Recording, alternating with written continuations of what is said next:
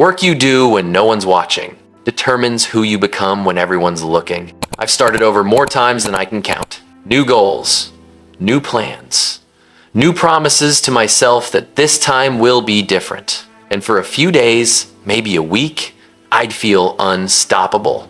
Like I finally figured it out. Then I'd miss one day, then another. And just like that, I was back where I started, wondering what was wrong with me, why everyone else could stay consistent, but I couldn't.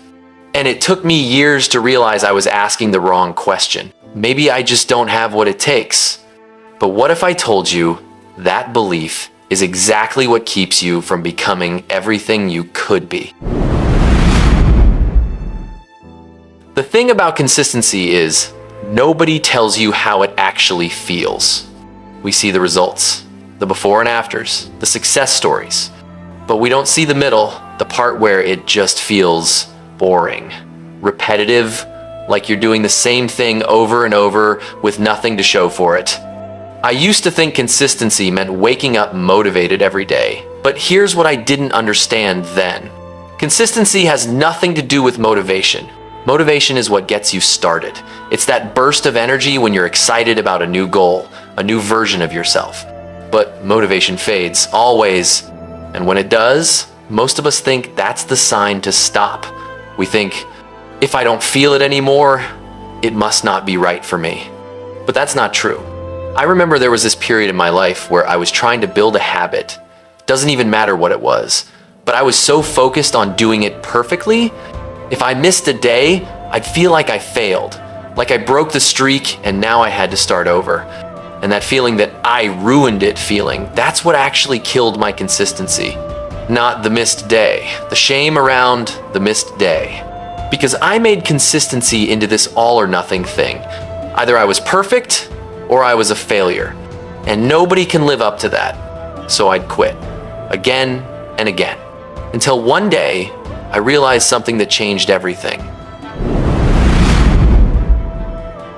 Consistency isn't about perfection, it's about return.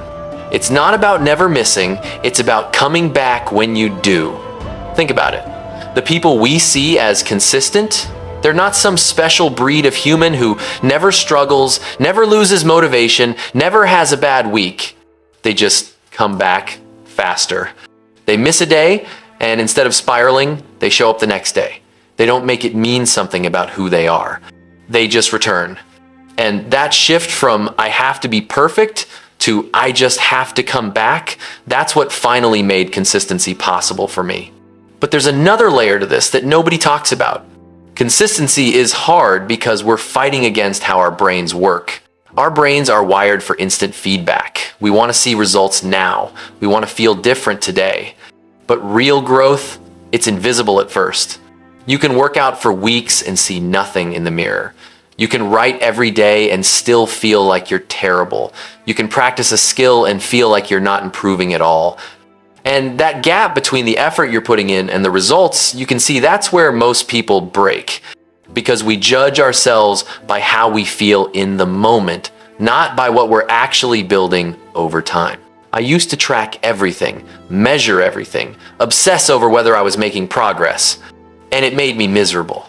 Because some days you're just flat. You do the work and it feels like nothing happened.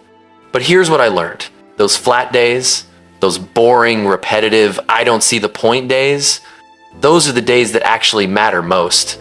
Because that's when you're building the identity. That's when you're proving to yourself, I'm the kind of person who shows up even when I don't feel like it. And that becomes who you are. Not on the motivated days, on the hard ones. So what changed for me? I stopped trying to feel consistent. I stopped waiting to want to do the work. I just decided this is what I do now. Not because I'm disciplined, not because I'm special, because I got tired of starting over. I got tired of the shame cycle, tired of feeling like I was always behind, tired of watching other people build things while I was stuck in the same place. And I realized the only difference between them and me was that they kept going on the days I quit. They weren't more talented, they weren't more motivated, they just didn't stop. And when they fell off, they came back faster than I did. So I started practicing that. I missed a day? Okay, show up tomorrow. I had a bad week? Okay, start again Monday. I felt like quitting? Okay, just do 5 minutes. And slowly, something shifted.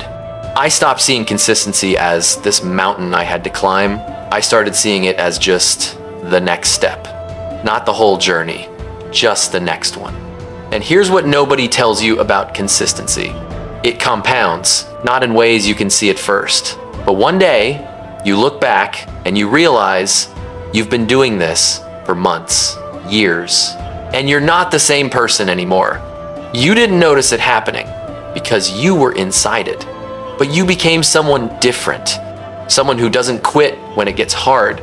Someone who trusts the process even when they can't see the results. Someone who keeps their promises to themselves. And that changes everything.